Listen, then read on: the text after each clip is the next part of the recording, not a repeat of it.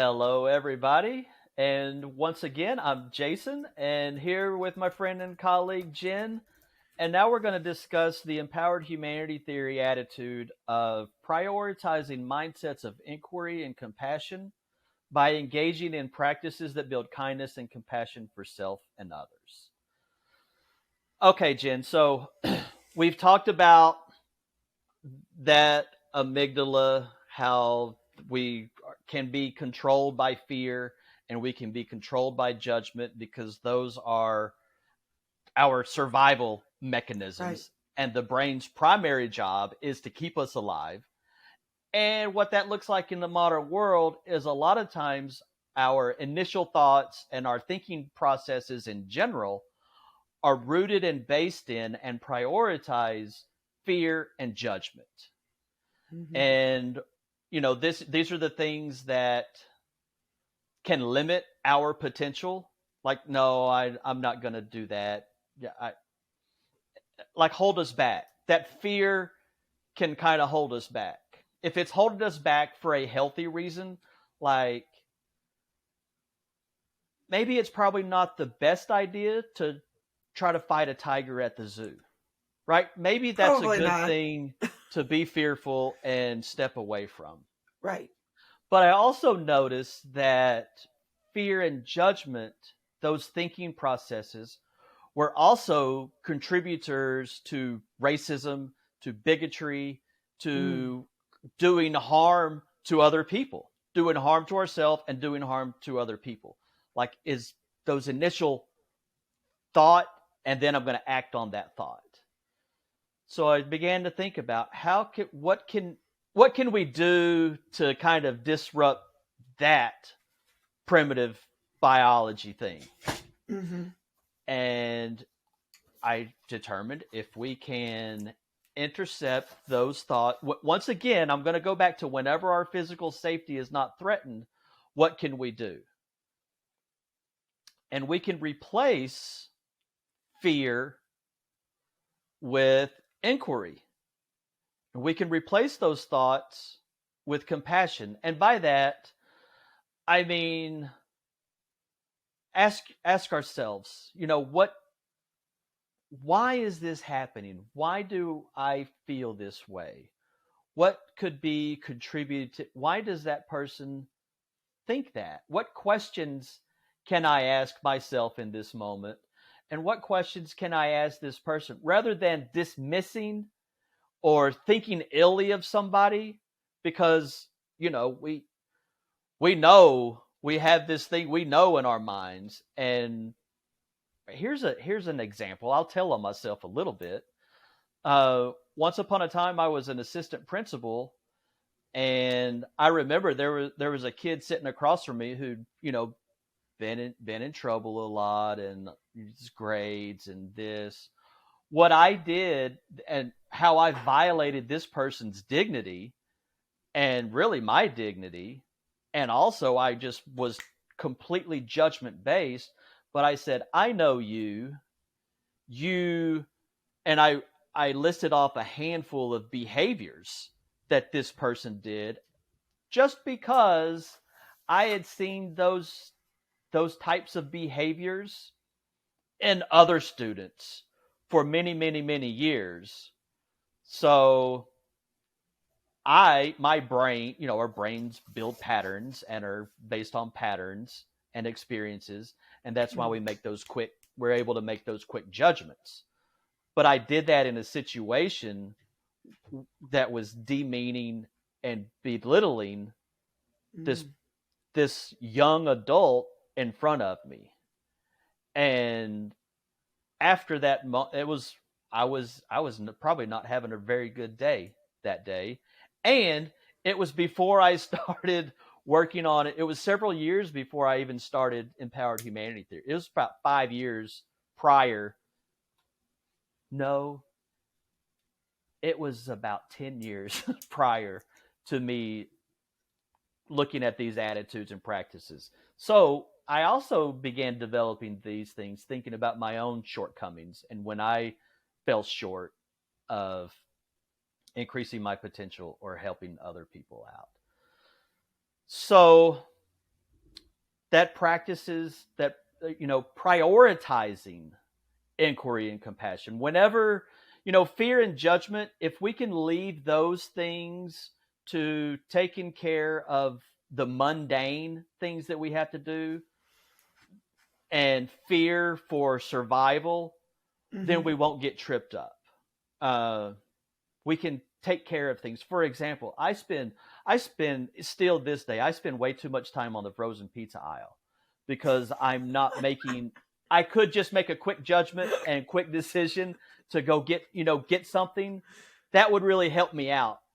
But I'm curious. I'm a little bit too curious in moments. But what I'm saying is, if we can reserve fear and judgment for those survival moments and for dealing with the daily mundane that we have to do, that's their proper spot. But whenever those are the thinking processes that are prioritized in how we interact within ourselves and interact with other people, then that is disempowering and undignified. And I would add to, so what I'm hearing you say is curiosity is key. Yes. And I think leading with curiosity, there's been, again, science and research that shows when you lead with curiosity, first of all, I mean, not only are you learning, so there's a growth mindset there, there's that, right? But you also take the natural defense from the person that you're talking about. So like questions like I've heard like people like Daniel Pink and Irshad Manji and several others say like one of the most powerful like questions, it's not really a question, it's a statement, but it's kind of a question, is tell me more. Three Tell words. me more. Yep. Tell me more.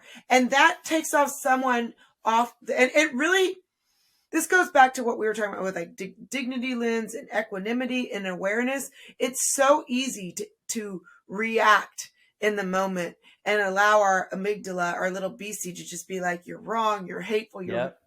It takes courage to literally be like, tell me more. And what you do by those three simple words or anything like that, like what the other questions I like is like, I'm not seeing what you're seeing, so tell me what I'm missing. Yep. That opens up that inquiry, that curiosity, and that compassion. And again, slow jams your immediate response that your amygdala or your beastie wants to like to get you angry and get you worked up. And I would say how this is different, though, from what I've seen other programs that are talking about diversity, other programs that are talking about SEL, is there's always this idea of assumption, right? Yes, that's just what I was.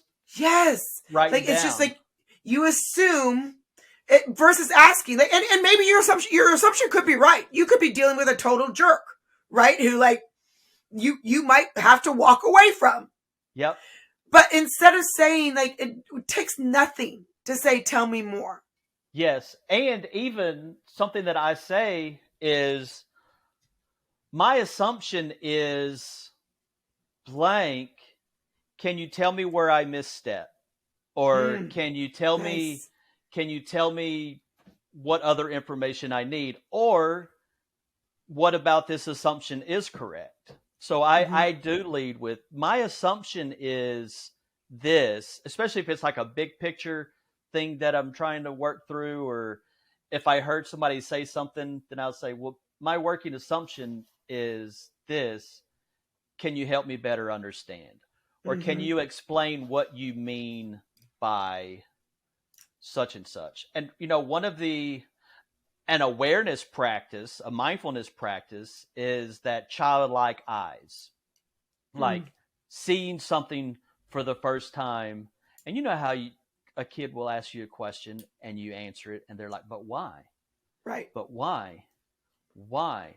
That's how we're able to really get curious about something. Yeah. Yeah. And here's the thing too, is if we really care about changing the game and not just recreating it, which I think a lot of the programs that I've seen with diversity are just recreating the same game. We're just, playing different roles in that game. We have to lead with curiosity. And there's nothing, this is where our egos get involved. Like, there is nothing lost by asking questions. Yes. There's nothing lost. And again, at some point, you have the option to walk away if your questions fall on deaf ears. But if we truly care about changing the game, we lead with curiosity. I think that's Yes. the only way to do it. Yes. And also compassion. Okay. And Yes. what I mean by that is recognize, well, let's kind of break down and let's describe compassion, because that's another one of those big words that people use to define all types of things. But essentially, let's look at compassion, that there has to be an element, grand or small, of suffering happening. And compassion is not just seeing that suffering, but also acting on that. Remember that Mm-hmm. our being part will act on suffering. So Right. what we have to do, if we're involved in a conversation and somebody reacts in a certain way, or we're talking about a big topic, we can ask our, whenever we notice that fear and judgment, we can begin to get curious and inspect and see, is this an element of suffering? Is there some sort of underlying Mm. suffering? Because I've often heard it say, hurt people hurt people. Yep. Yep. So is there an element of suffering? And also, is there an element of suffering that we can tend to? Mm-hmm. Sometimes there may be something going on that we can't tend to in that moment. Or we can just say, maybe this person has a lot of things going on right now. Maybe this reactivity that I'm seeing and engaging with is really the result of some unintended to suffering. Mm. So if I can recognize that, then I'm not going to react strongly, and I can stay engaged, and I can keep that reason part of my brain Mm-hmm. activated and intact in that moment. So, in developing this inquiry, in developing this compassion, and you've mentioned this, kind of gone through some of the ways that we do this, what are some other, like, very concrete practices Okay, that help us, build this kindness and this compassion? sure. Let's just talk about kindness real quickly. Okay. Kindness, there doesn't have to be any amount of suffering present. There doesn't have to be any sort of motivation. And the more you think about and practice kindness, the more examples you can see. For example, you're walking into a building and there's another person kind of walking to you at the same time. Maybe you walk a little bit faster so you can open the door for that person. That's an act of kindness. That's a small, simple act of kindness. Um, sometimes when I stay in hotels, I don't require cleaning service. I just put the notes, and the reason why I do that, because I'm being kind to the people that is their job. I'm like, well, I can save them an hour to do something else. Um, Random acts of kindness. You hear people paying for people's stuff in the drive-through, or giving things away, just doing something nice and kind for writing somebody that you care for a note, doing these small things. Those are just simple acts of kindness. So think about how many times in a given day can you be kind to yourself, or can you be kind to somebody else? And the more you practice, the stronger those connections are going to be. And Mm-hmm. you're just going to end up being, your first response is to be kind and open. It's funny because it sounds so simple, right? Just be a good freaking person. But what I'm hearing you say, and what's like still kind of I'm wrapping my brain around, is how our brain actually reacts Yes. to this. Like, when you practice that, like, if every day you say you're gonna, like, I don't know, just tell someone something nice, again, something like that's like a no-brainer. But the fact that if you do that every day, that, like, it creates an integrated brain, Yes. between like your amygdala, your prefrontal cortex, all these parts of your brain that actually truly ends up changing how Yes. you are in the world. Yes. Yes. And now so let's get into the little bit more difficult one, and that's practices that build kindness for self Mm, and others. okay. I often hear, I'm sure you do too, I'm my own worst critic. I beat myself up constantly. I demand more of myself than others. Maybe you make a mistake. I don't know if you have, but I've made some mistakes in my life. Every now and again, Only 10 times and since this, I woke up, but okay. and years ago, when I would make a mistake, I would ruminate on that mistake over and over and over. And I would call myself a series of names, a Mm. series of really, really ugly names. And I would just cycle those thoughts about that, like, God, you're such a blankety blank blank, dumb blank blank. And then I discovered Kristen Neff's work in self compassion. And that is the ability to give yourself grace in the moment. So let's look at this idea of self compassion, kind of breaking down self kindness versus self judgment. Be Remember, when you start beating yourself up, be kind to yourself. You can disrupt that by saying a kind word to yourself. And then this idea of isolation versus common humanity. Like, am I the only person in the world that's ever experienced loss? Well, no, that's all of us. So whenever we can connect whatever our moment of suffering is to our common humanity, our human family that's also experienced that, it also deflates some of that. Oh, it's this has only happened to me, which is some of that ruminating thinking. And speaking of ruminating thinking, the final aspect here is mindfulness versus over identification. And once again, how can we, one way we can stop those ruminating thoughts and stop our Mm. brain from being so judgmental and harsh to ourselves is engage in one of those awareness practices. Take some breaths, identify 5 different objects, 5 different shapes in the room. An example of that is I was at a campus one day just doing an observation, and I encountered a fifth grader in crisis mode, and he was very upset because he wanted to see his mom. So upset that even taking breaths with him wasn't quite working.